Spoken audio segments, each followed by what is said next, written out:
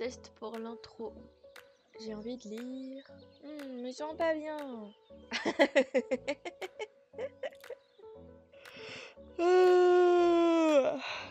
Attends, il faut que je te raconte. Non mais je suis pas sûre. Non, c'est vrai? Attends, il faut que je te raconte le dernier bouquin que j'ai lu. Oui! C'est bon, je suis bien en place dans tes oreilles? J'ai envie de te raconter des trucs.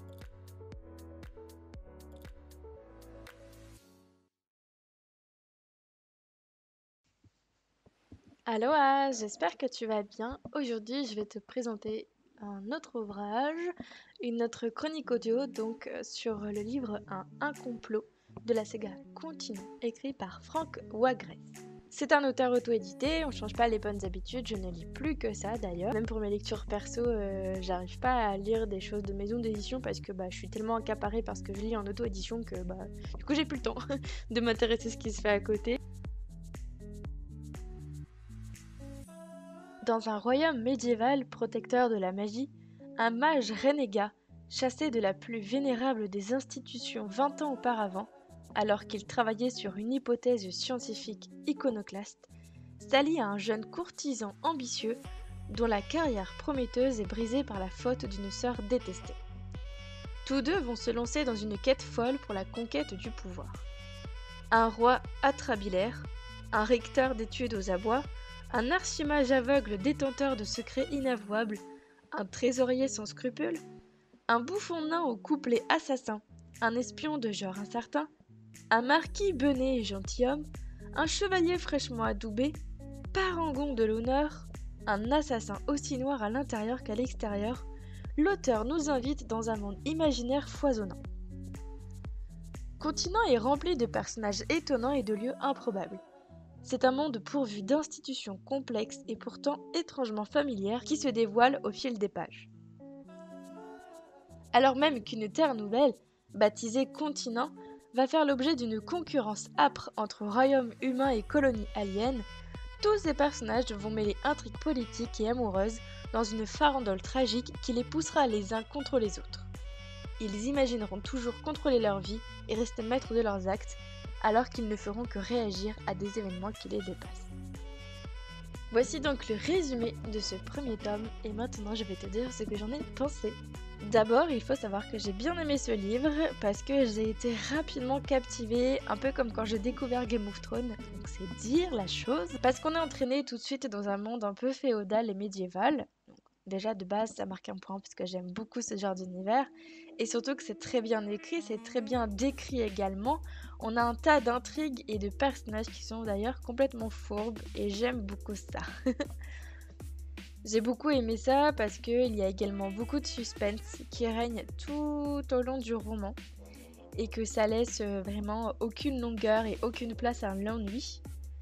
J'ai également beaucoup suivre les différents fils narratifs que l'auteur a su mettre en place petit à petit et finalement réussir à les mêler sans se perdre et sans nous perdre non plus. Et ça, j'ai vraiment beaucoup apprécié.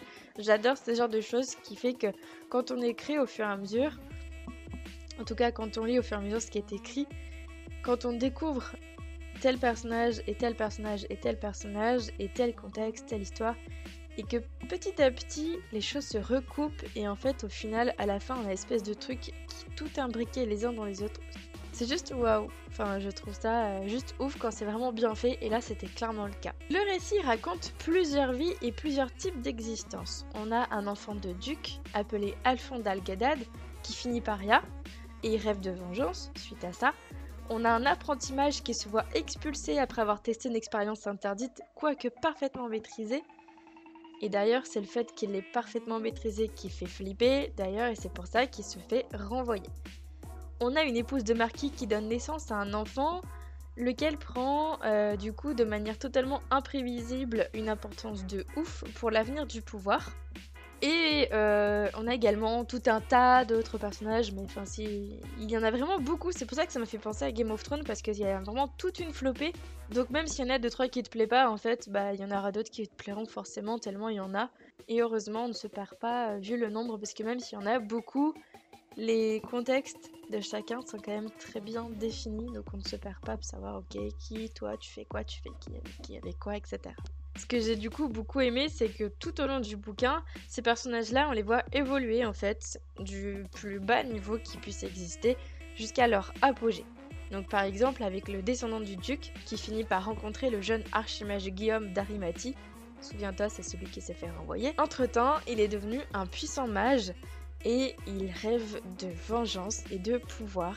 Et donc tous les deux, le descendant du duc et l'archimage, ayant été rejetés, ils vont finir par s'associer afin de devenir encore plus forts, d'avoir plus de portée dans leurs actes, plus de pouvoir pour assouvir respectivement leurs desseins. Il faut savoir que l'archimage, c'est vraiment mon personnage préféré de toute la flopée qu'il y a. Parce que j'ai adoré son caractère, j'ai adoré son background. Et en fait, je l'ai tout de suite apprécié parce que le roman commence sur une scène où il est injustement accusé par le fait qu'il ait voulu faire une expérience interdite, mais qu'il a totalement contrôlé, je rappelle. Et en fait, je l'ai prise de suite en sympathie. Et après, en fait, il est un peu... genre, il disparaît un peu de la narration. Et moi, j'étais en train de guetter où est-ce qu'il était parce que tout de suite, je l'avais apprécié. Et quand il revient, quand on se rend compte qu'il a plus ou moins provoqué sa rencontre avec le descendant du duc, j'en dis pas plus. J'ai adoré le redécouvrir à ce moment-là. On n'a pas vu du coup comment il est devenu hyper puissant, mais on passe d'un personnage hyper frustré, hyper mis dans une situation injuste, il se fait renvoyer alors qu'il était à fond dans son apprentissage de la magie, etc. À un personnage, mais alors badass. Il est vraiment trop stylé et je veux trop ses pouvoirs magiques. Ce que j'ai le plus aimé dans ce livre, c'est les quelques passages où, pendant les dialogues, on peut lire en même temps les pensées des personnages. Je trouvais que ça apportait en fait un plus, ça enrichissait vraiment le texte et ça nous mettait encore plus dans les échanges. C'est-à-dire que c'était tellement bien incorporé que ça nous fait pas du tout sortir du récit et des dialogues.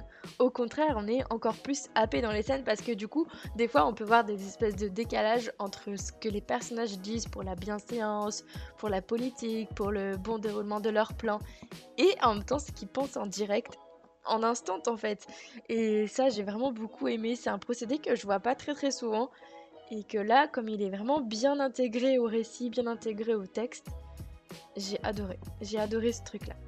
Ce que j'ai moins aimé dans ce livre, c'est la frustration que j'ai ressentie lors des dernières lignes du livre, parce qu'en fait c'est juste la première partie, comme je vous disais c'est le tome 1, et que j'étais trop à fond dedans. C'est comme un épisode de Game of Thrones, j'en reviens encore à cette série, mais ça m'a vraiment fait penser à ça, aussi bien dans l'univers que dans la manière dont c'est construit, etc. Donc je sais pas si ça fait partie des inspirations de l'auteur, mais en tout cas moi j'ai trouvé, on va dire, des similitudes, hein, du plagiat, mais vraiment des similitudes de construction et de structure, on va dire. Et du coup, comme un épisode de Game of Thrones, on veut et on a besoin de la suite, quoi. Et là, c'était vraiment ça. J'ai fermé la dernière page et je me suis dit non, je veux la suite. Donc bon, c'est une bonne frustration au final, il n'y a pas de souci, hein, mais voilà. C'est vraiment la chose qui m'a le plus déplu. Donc en fait, ce bouquin, c'est vraiment un coup de cœur pour moi. Je remercie encore beaucoup Franck Wagresse pour sa confiance de m'avoir envoyé ce service presse. Cette chronique arrive à son terme. Je vais te laisser sur le début du roman qui est magnifiquement lu par Yatrice et je te dis à la semaine prochaine. Guillaume pénètre dans la grande salle de conférence du temple d'Omidia. C'est un amphithéâtre monumental qui reçoit chaque année les nouvelles promotions de mages. Mais pour le moment, ses bancs sont vides, à l'exception du premier rang, qu'occupent ses 6 juges. Il descend les gradins avec l'air détaché des touristes qui fréquentent l'endroit pour la première fois et qui s'arrêtent aux détails de l'architecture ou à la couleur des ornementations. Mais en réalité, c'est une contenance qu'il se donne. Son cœur bat fort dans sa poitrine, car il joue gros cette fois-ci. C'est un conseil de discipline qui l'attend. La salle est plongée dans l'obscurité. Seul un candélabre posé sur l'autel des sacrifices enrobe la chaire doctorale dans le halo de sa lumière frémissante. Les gardiens de la connaissance se détachent sur ce fond lumineux comme des ombres menaçantes. Guillaume arrive en bas des gradins. Le recteur, Longe Hello, le premier dans la file de ses juges, l'invite à monter sur l'estrade. Il se retrouve bientôt seul, debout, face aux sages qui vont le réprimander. Tous ont un visage fermé, à part peut-être l'archimage Gish Edraïs, son maître d'études. Guillaume se plaît à discerner dans son rictus un sourire d'encouragement. Ce n'est pas la première fois qu'il affronte le conseil. C'est un élève turbulent et peu enclin à la discipline du temple. Mais cette fois-ci, l'affaire est grave. Il y a eu un mort. Pour Guillaume, cela n'a pas vraiment d'importance. La science exige son tribut et ne peut pas réellement avancer sans prendre des risques. Mais il est fort peu probable que les sages soient de cet avis. Ce sont des mous, enlisés dans leur certitude, incapables de sortir des méandres de leur logique poussiéreuse.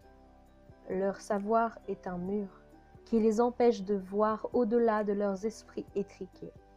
Son maître, seul, peut comprendre le sens de ses travaux, et encore, il n'en est pas très sûr. Les mains derrière le dos, les muscles des jambes fébriles, et regardant droit devant lui, il attend le sermon, et surtout la pénitence qu'on va lui infliger. C'est Eusebius qui commence. Ce n'est pas le doyen des sages, mais il représente le comité d'éthique, une réunion de vieux débris qui s'imaginent que le savoir peut se contenter du cadre étriqué qu'ils imposent à leurs confrères. Il se lève.